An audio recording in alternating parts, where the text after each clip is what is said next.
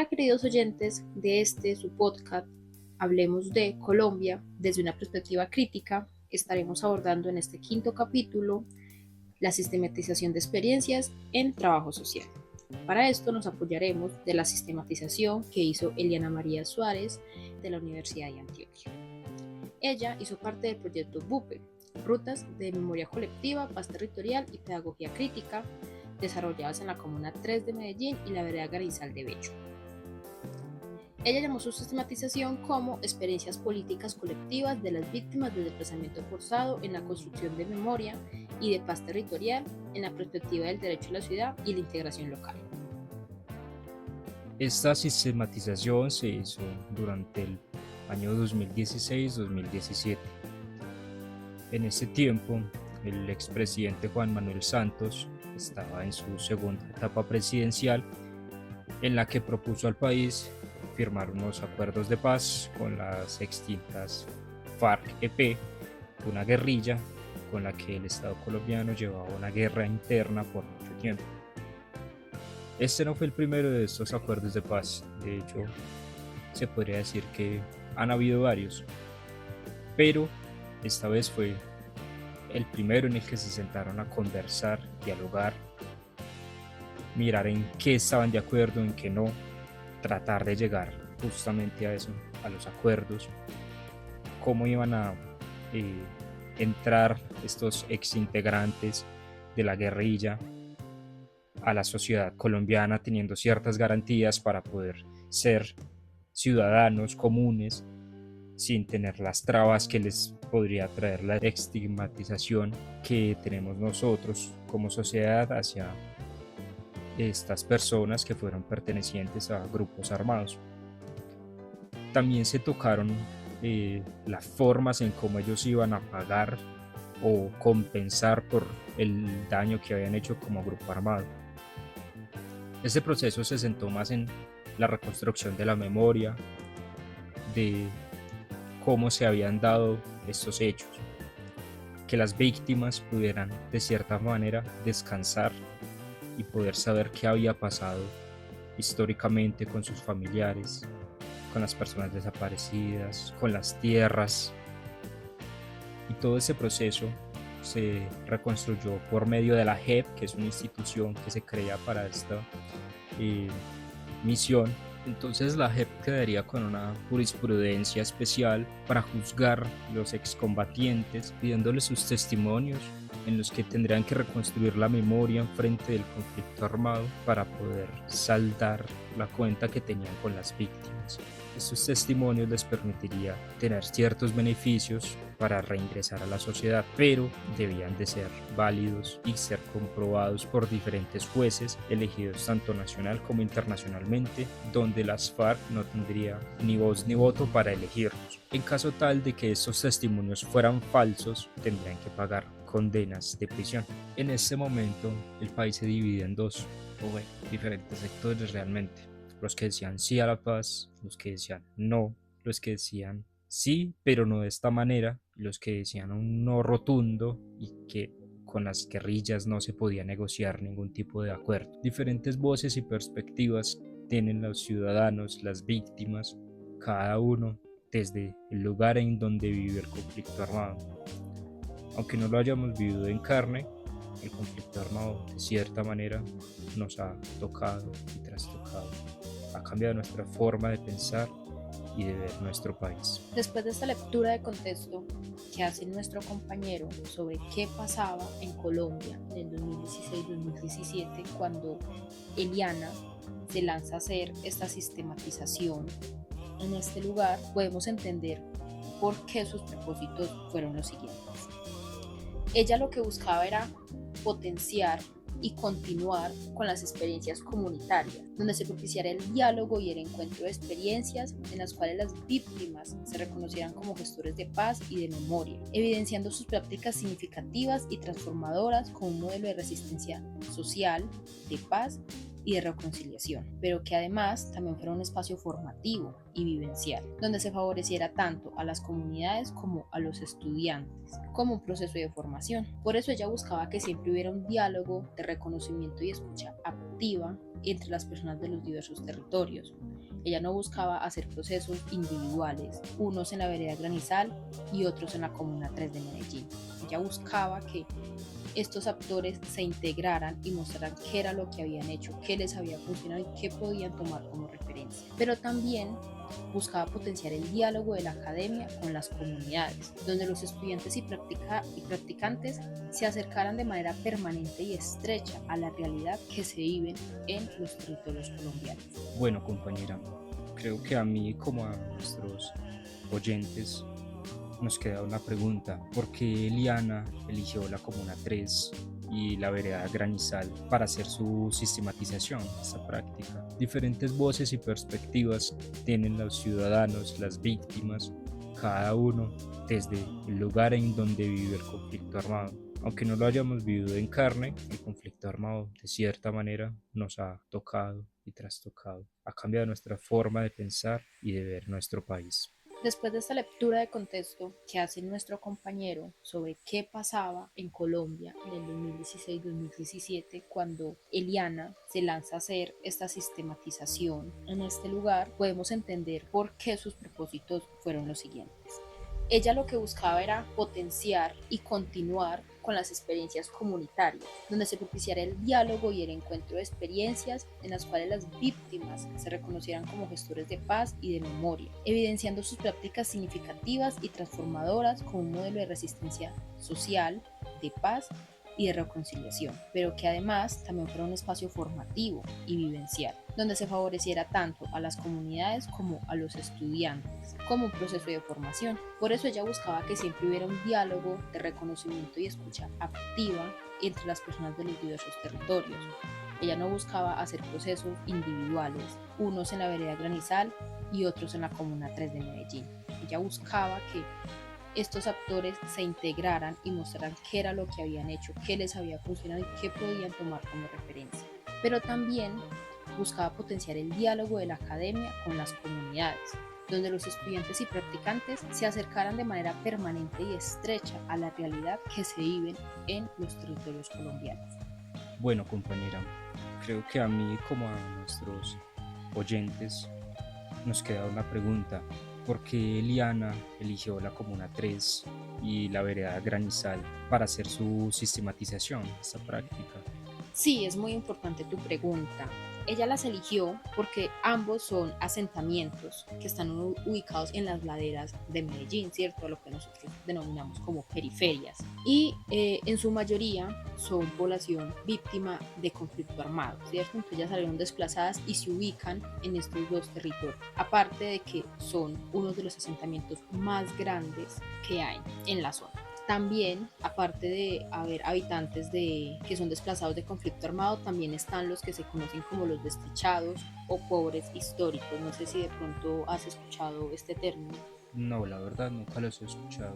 Creo que sería importante escucharlos. Bueno, a los despechados o pobres históricos se les denomina a las personas que no han podido tener acceso a una vivienda en la ciudad y que solo pudieron encontrar una vivienda en las periferias, ¿cierto? Aunque pues tenemos que tener claro acá que ellos se hicieron la vivienda allá, no fue que el Estado les dio una vivienda allá, fue que ellos se asentaron allá y dijeron, si en la ciudad no puedo tener un lugar digno donde vivir, yo construyo mi casa acá, ¿cierto?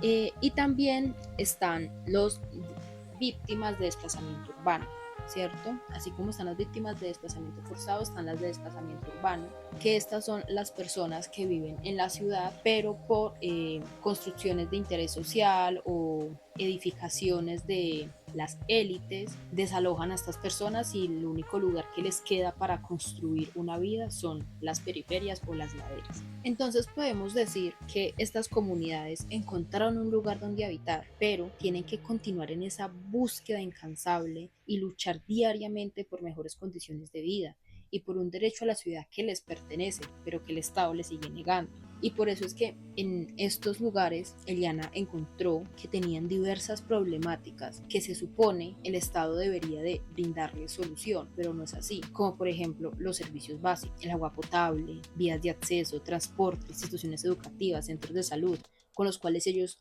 no cuentan, ¿cierto? Además de eso, le tienen que sumar de que aunque hay organizaciones que van y les colaboran para que ellos tengan al menos una vida digna, que puedan contar con estos servicios básicos, y que hay líderes luchando por ellos, los amenazan, los matan. También se enfrentan a delincuencia común, pero otro de los grandes problemas en los que Eliana también enfatizaba y que para mi compañero y para mí cuando leíamos esta sistematización fue impactante y doloroso, es que el hecho es que ellos no cuentan con las escrituras de sus casas. Ellos solo tienen algunos, no todos, cabe aclarar eso. Solo tienen contratos de compra-venta. Son unos cuantos los que cuentan con esto, ¿cierto? Esto no les garantiza de que el Estado no pueda venir un día. Esto no les garantiza que el Estado no pueda venir un día y decirles se tienen que ir porque esta casa no es de ustedes, ¿cierto? Y aunque se supone que hay una ley que estima que si usted lleva 10 años viviendo en una propiedad, esa casa es suya, ellos no están seguros de eso. Ellos no saben si el día de mañana va a venir la alcaldía otra vez con lo interés social o se va a inventar cualquier cosa de que no pueden estar ahí, ya sea por riesgos ambientales o por alguna otra excusa que ponga el Estado y les diga se tienen que ir. Y ahora sí, ¿para dónde se van a ir? Si ese es su hogar, ¿cierto? Entonces ellos siguen esa incertidumbre por la situación de sus viviendas. Este punto es muy importante, compañera. En nuestro video podcast anterior, nosotros realizamos los asentamientos humanos de acá de Manizales. Nos enfocamos en el de Samaria. Recuerdo que nosotros hablábamos sobre cuál es el papel del Estado constitucionalmente de garantizar la vivienda y el acceso a la vivienda de las poblaciones vulnerabilizadas y empobrecidas, víctimas de conflictos. Entonces, es importante realizar todo este análisis que nos permite comprender cómo esta sistematización va en esa misma lógica, cómo el Estado ha sido principalmente el mayor vulnerador de los derechos de los colombianos. En este punto del podcast, para nosotros como trabajadores sociales, nos queda la pregunta: ¿qué se hizo metodológicamente? ¿Cómo se tomó esta sistematización? ¿Cuál fue la comprensión que se dice? ¿Desde qué paradigmas? ¿Cuáles fueron las metodologías que se crearon para realizar este proceso? Eliana, en su sistematización, nos cuenta que tomó un paradigma sociocrítico. Desde este se entiende que la construcción de la realidad es algo histórico y se da por medio de los sujetos, que son actores de transformación. La idea de este paradigma es hacer que las personas o los sujetos sean quienes transforman su realidad desde una forma emancipadora y liberadora. Son estas personas las que deben de tomar la iniciativa, que al leer la sistematización nos damos cuenta que realmente es algo que ya estaba dentro de estas comunas, de estos asentamientos. Quizás no dicho en esas formas conceptuales, pero desde la práctica sí era lo que se podía notar. A nivel metodológico, utilizó la IAP, la investigación acción participativa. Desde esta se buscaba que las personas de la comunidad fueran los principales constructores del conocimiento, los que propusieran las acciones y que fueran constantes en la participación de este proceso. Eliana comenta que ella llegó a esos territorios a conocer, a escuchar, a aprender principalmente de estas personas que retomaron acciones que ya estaban en esos territorios y que efectivamente la participación que tienen en estos territorios es grande. Entonces estas metodologías encajan muy bien con la mirada que ella tenía, pero era algo que ya estaba dentro del territorio. Entonces no se tuvo que llegar a imponer una forma diferente de hacer, sino que ya hay formas de hacer las cosas dentro de los territorios, y nosotros como trabajadores sociales no siempre tenemos que llegar como a decir debemos hacer esto, sino comprender que las comunidades ya tienen sus procesos. Para este proceso Eliana propuso crear una cartilla donde se recopilaban las memorias de los 8 sectores que componen esta Comuna 3 y la vereda Granizal. La idea de esta cartilla es poder mostrar qué se hace a nivel de resistencia desde estas poblaciones, que esto se convirtiera en el compromiso que tiene la academia para retomar lo que ya se ha hecho dentro de la comunidad, que no se dejara atrás estos procesos, que no hubiera una continuidad, porque esto tiende a romper, a generar una brecha. Como segundo producto, realizaron un video con las lideresas y los líderes de la vereda Granizal, donde se escucha principalmente sus voces, donde ellos cuentan sus memorias y las formas en cómo se han resistido en el territorio. Esto permite escuchar y ver a las personas que se han parado desde sus territorios a resistir, a construir, a mirar alternativas. También se articularon a los diferentes procesos que ya tenían dentro de los territorios, diferentes foros, diferentes festivales. Por ejemplo, el Festival de Poesía, que empezó siendo una iniciativa en la que buscaban contar sus experiencias de una forma creativa y literaria que es la poesía. Al principio de esto los tacharon como guerrilleros, patiamarillos, por tener formas diferentes de querer expresar sus vivencias. Esto fue un rotundo éxito, permitió ver diferentes formas de comprender lo que había pasado dentro del conflicto y lo que pasa dentro de Colombia. También tuvieron el acercamiento de integrantes de las guerrillas de las FARC a recitar sus poesías y las formas en cómo ellos ven el país. Eso es una forma de escuchar las múltiples voces. También se escucharon foros donde se reconstruye la memoria y se hace un recorrido histórico de los procesos que han habido dentro de los territorios, como una forma de compartir estas vivencias. Entonces, acá es donde nos queda la pregunta: ¿cuáles son las voces que hay en estos territorios? A continuación, mi compañera les hablará de esto. Sí, claro que sí. Ahorita vamos a hablar de las múltiples voces que estuvieron acá, aunque ya mi compañero pues les comentó algunas. Pero quisiera hacer una apreciación antes, y es que lo que decía mi compañero es muy bello, o sea, de cómo nosotros nos llegamos a imponer, pero no solo el trabajo social, porque también hay que pensar que no solo nosotros trabajamos con las comunidades, también están los antropólogos, están los sociólogos, hay muchas personas, muchos profesionales de las ciencias sociales que van y hacen esos trabajos con las comunidades, pero tenemos que tener siempre en nuestra ética y en nuestro deber ir a hacer acciones sin daño, ¿cierto? Llegar a no imponer qué es lo que nosotros queremos hacer. Está bien que desde la academia nos dicen, es que esto es lo que debería tener una comunidad, a esto es lo que debería esperar una comunidad, pero muchas veces las comunidades, para ellos es mucho más importante otra cosa, es más importante la organización, la colectividad que pueden llegar a tener. Entonces, me parece muy bello lo que hizo Eliana en esta sistematización. Es algo que creo que todos los profesionales que hacemos trabajo con comunidad deberíamos de aspirar, no llegar a imponer, sino llegar a ser parte de esa comunidad, que nos pueden aportar ellos y nosotros desde la academia también, qué les podemos aportar. Y ya en las voces, ¿cierto?, que se unieron en esta discusión, fueron muchas, porque como ya mi compañero se los dijo, Eliana trabajó directamente con la comunidad. Ella buscó acercarse a cada uno de ellos para poder conocerlos, poder hablar con ellos. Y como uno de sus propósitos, que yo se los comentaba al inicio de este podcast, era el diálogo entre diferentes experiencias, ¿cierto?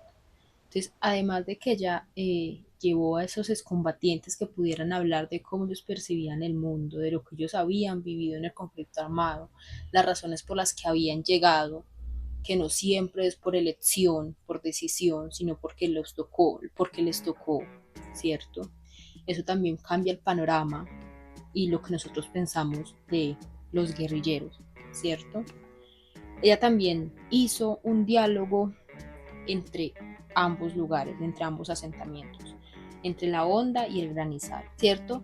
Donde cada uno exponía, expresaba sus maneras de resistir, cómo habían ellos construido también sus acueductos con sus propias manos, cómo habían hecho de que ese asentamiento llegara el agua sin ayuda estatal, cómo fueron esas maneras en las que trabajaron en equipo y qué de la onda le podía servir al granizar o qué el granizar le podía servir a la onda, ¿cierto? Aquí también se tuvieron diálogos con personas de otros colectivos y corporaciones como la de sobrevivientes de víctimas del Urabá, el colectivo Raíces, y también se dan algunos nombres a relucir acá. Son esos líderes que lucharon por muchos años siendo parte de la Junta de Acción Comunal o sin tener ningún cargo, pero luchando por mejorar las condiciones de vida del asentamiento, de las personas que viven en ese asentamiento. Entonces pues voy a nombrar algunos de esos nombres que merecen reconocimiento. Está Maru, está Doña Luz, está Doña Mónica, Don Luis Ángel.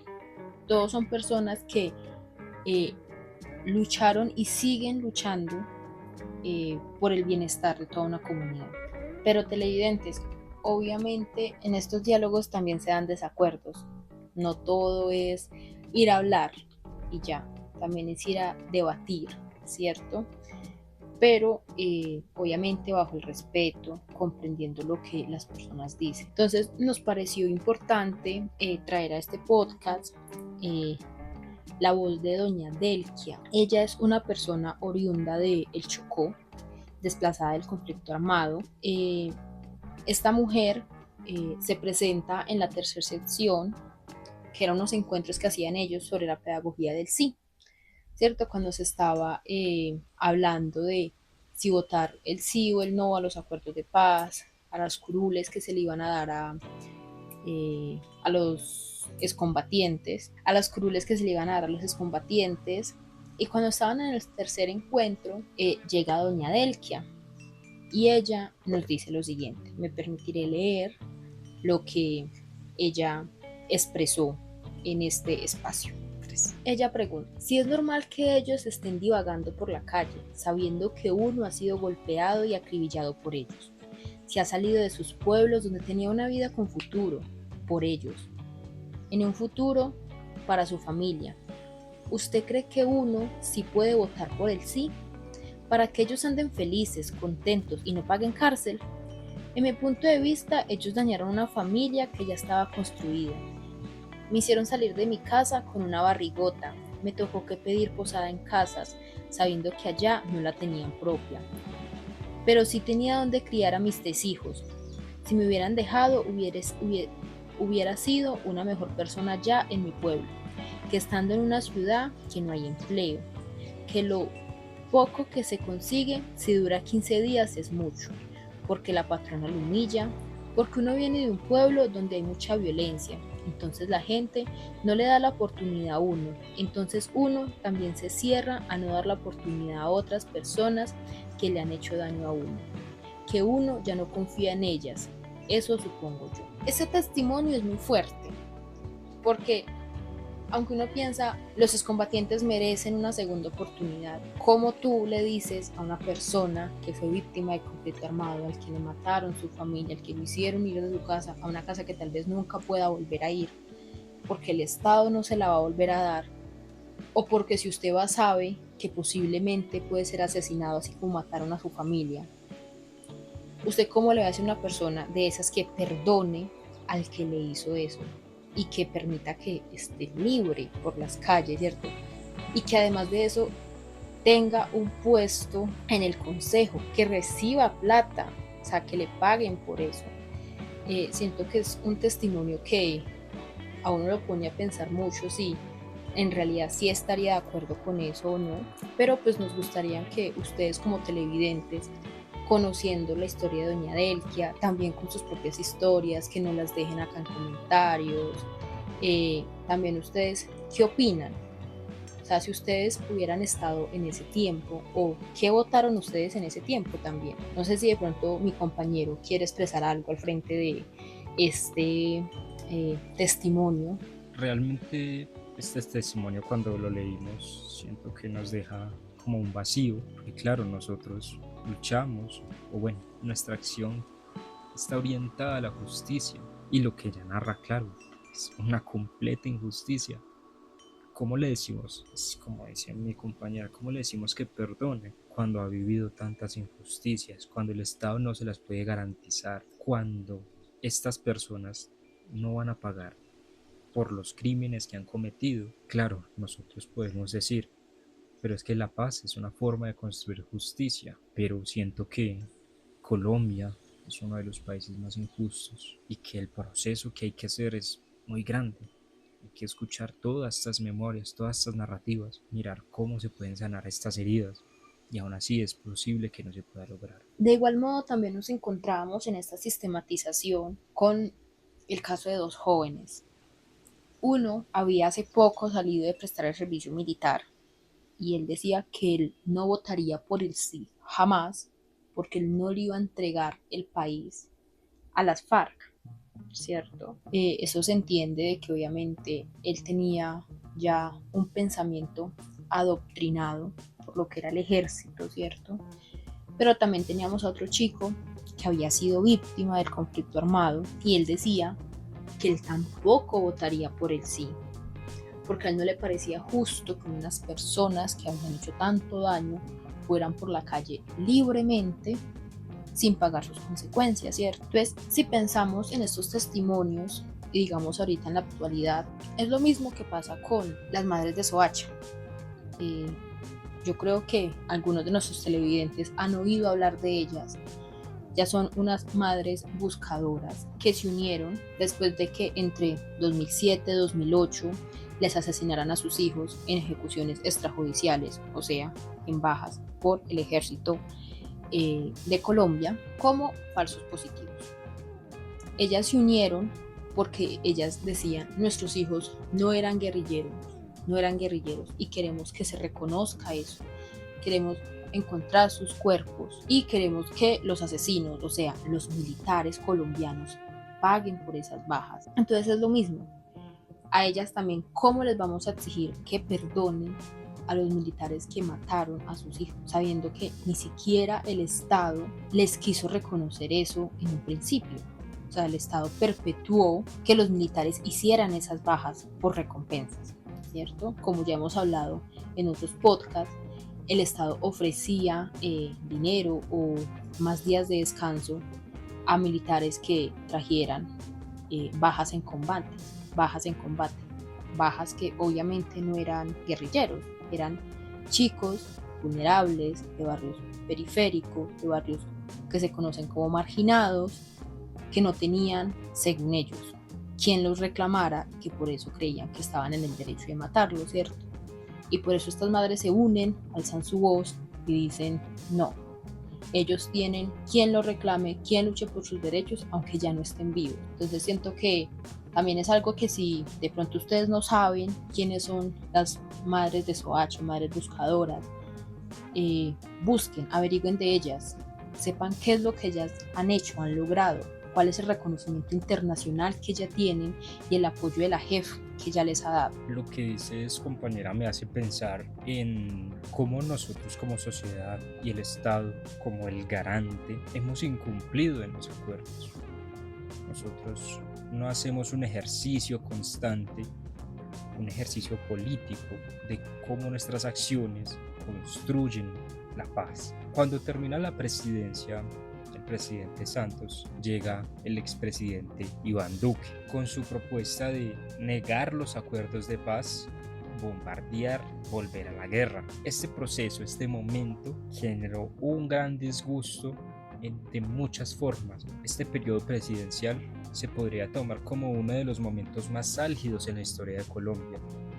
Permitió realmente pensar de formas diferentes el país, de pensar la paz, cómo nosotros construimos país. Si nosotros como sociedad no nos ponemos a cumplir los acuerdos de paz, a trabajar por estos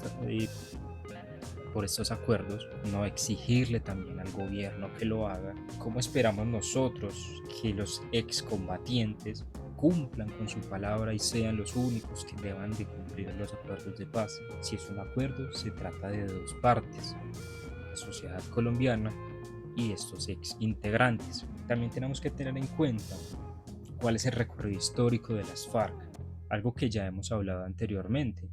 pero que es importante traer a colación.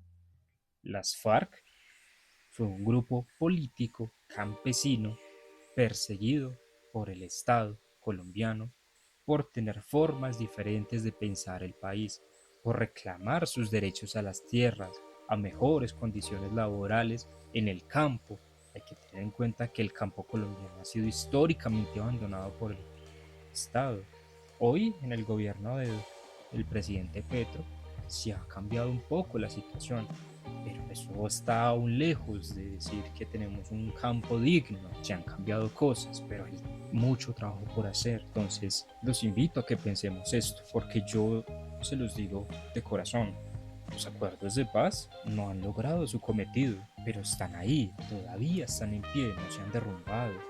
Hay disidencias de las FARC, claro que sí, pero nosotros, ¿cómo hacemos ese ejercicio para reparar la memoria, construir una historia diferente por fuera de la guerra? Porque hay ciertos sectores del país, ciertas formas de pensar siguen quedadas en ese deseo de llevar la guerra y el odio a todo lo que sea diferente, a todo el que quiera construir país. Nosotros como sociedad tenemos que unirnos, no con amor y que todo sea perfecto, no, eso no es así, pero sí por lo menos darnos las manos y reconocernos y mirar cómo construimos país con el otro, ese otro que piensa diferente a mí, ese otro que dice algo que yo no estoy de acuerdo, pero que me pueda sentar con él y dialogar. Eso es un paso muy importante y creo que en esta sistematización se logra ver esos procesos de diálogo que son muy necesarios. En esto que dice mi compañero, que nos podamos sentar con el otro, aunque piense diferente, también es sentarnos y escuchar qué es lo que dice. Porque muchas veces decimos, él piensa diferente, pero tal vez nosotros estemos pensando erróneamente. También es mirar ellos qué es lo que dicen, cuáles son sus argumentos, cuáles son sus sentimientos frente a esas situaciones que los hacen pensar de esa manera, porque es muy diferente que alguien hable del conflicto por lo que ha leído, a que alguien hable del conflicto por lo que ha vivido. Es muy diferente eso, cómo usted piensa, actúa y siente frente a esas situaciones. Entonces también es abrir nuestro pensamiento, nuestro corazón, y reconocer que muchas veces nuestros pensamientos han estado influenciados por todo lo que ha pasado en Colombia, por esta cultura violenta en la que hemos vivido desde niños y que posiblemente vamos a tener que vivir por muchos años más o décadas si no comenzamos a tener pequeñas acciones que nos vayan deconstruyendo y vaya deconstruyendo lo que nos rodea. Lo que tú dices, compañera, me hace pensar en eso que nos hace falta de pronto como sociedad, de pronto integrar el sentipensar en nuestras vidas, cómo articulamos nuestros sentimientos con el pensamiento, cómo comprendemos que los sentimientos, las emociones que hemos vivido históricamente cambian la forma en cómo comprendemos el mundo, no las podemos negar.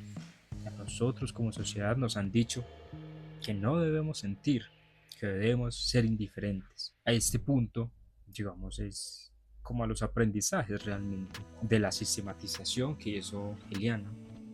Para ella sus aprendizajes fueron la importancia que tiene no fragmentar los procesos, unirlos, mirar cómo unía las comunas, las veredas, que se hicieran los diferentes diálogos desde las diferentes narrativas, desde las diferentes historias, cómo se reconstruye la memoria, cómo se articulan esos procesos, cómo aprendemos del otro y de la historia que tiene el otro, y el otro cómo aprende de lo que nosotros somos. Y como último punto de este análisis que llevamos haciendo en este podcast, de esta sistematización, queremos resaltar los logros que ella tuvo. Y el primero fue el hecho de poder integrar todas esas voces, las voces tanto de la vereda Granizal como de la Comuna 3 de Medellín, ¿cierto? Eso fue muy importante, tener esas experiencias juntas y que las pudieran compartir con otras personas que también han resistido. De igual modo, también es un logro muy grande el hecho de que ella se hubiera podido integrar en lo que ellos ya hacían y poder ayudarles a potenciar eso, ¿cierto? Poder de que las historias fueran contadas, pero que fueran contadas más allá de los foros que ellos ya llevaban. Por ejemplo, el video que les contaba mi compañero, donde esas personas contaban sus historias, lo que habían pasado y sus modos de resistencia y lucha, cómo habían logrado tener lo que ahora tienen sin ayuda estatal, ¿cierto? Pero sí con la ayuda de organizaciones, de colectivos que han ido hasta allá, que han estado para ellos.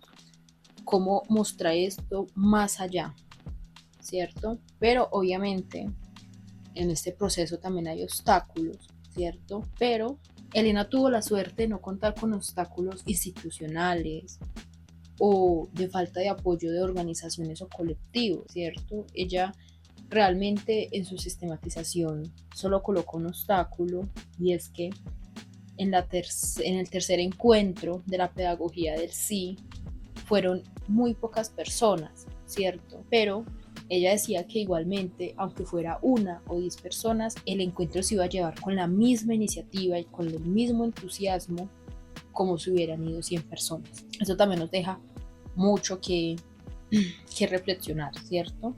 Y bueno, y aunque esto ella no lo coloca como un obstáculo, pero es algo muy fuerte y ella tuvo la valentía de afrontarlo, porque no todos son capaces.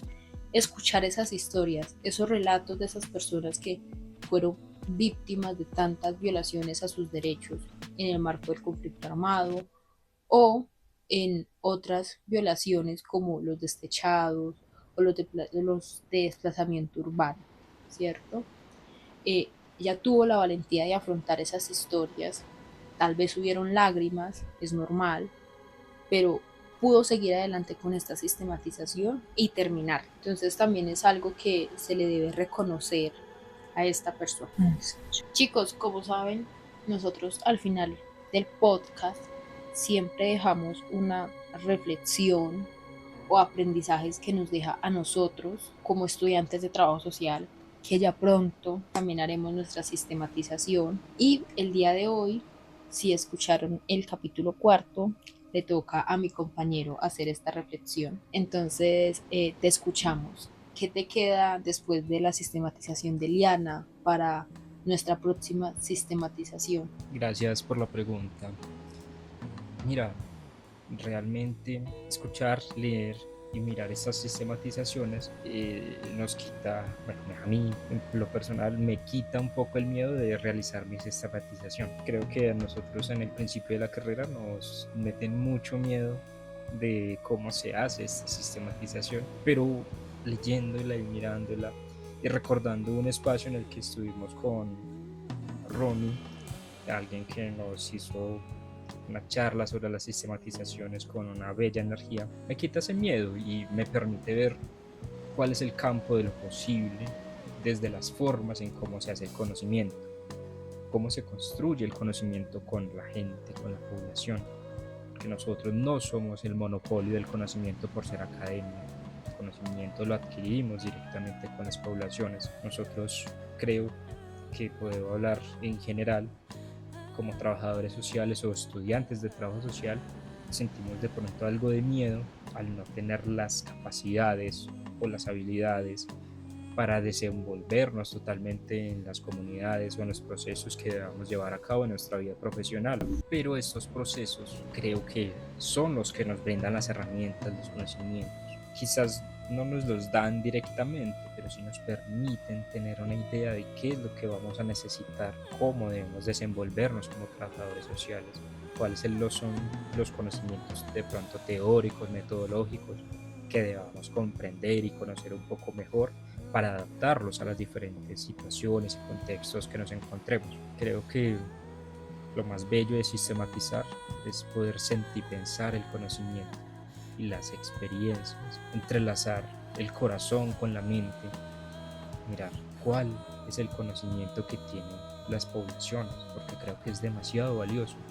Son las historias que nos permiten desnudar a Colombia y adentrarnos en esa profundidad de sus selvas, de sus montañas, de sus árboles de café, de sus ríos, pero de esa historia profunda, llena de sangre y de dolor. Bueno, escuchantes, este es el podcast del día de hoy.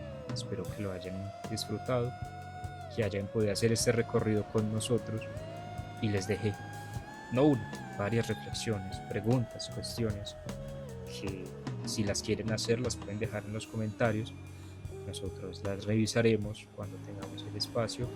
Quizás hablaremos en un próximo podcast sobre estos comentarios, sobre estas preguntas, sobre estas reflexiones, porque es importante recoger también cuál es la experiencia que tienen ustedes al escucharnos. Amigos, y como saben, siempre les dejamos unos recomendados por si de pronto quieren profundizar más en el tema o conocer un poco más la historia de Colombia desde otra mirada, no la mirada que nos han vendido los medios de comunicación. En este día les recomendaremos 2 libros. Primero, los 2 tomos de la violencia de Orlando Fals Borda y el libro Desterrados, Crónicas del Desarraigo de Alfredo Molán. Espero tengan la oportunidad de leerlos, que se animen y también nos dejan en sus comentarios qué les parecieron. Por ejemplo, el de Desterrados nos muestra la historia de Colombia en el conflicto armado, de la voz de las personas que lo vivieron. Entonces, tengan mucha valentía para leerlo, eso sí se los digo. Y nos vemos en otro capítulo.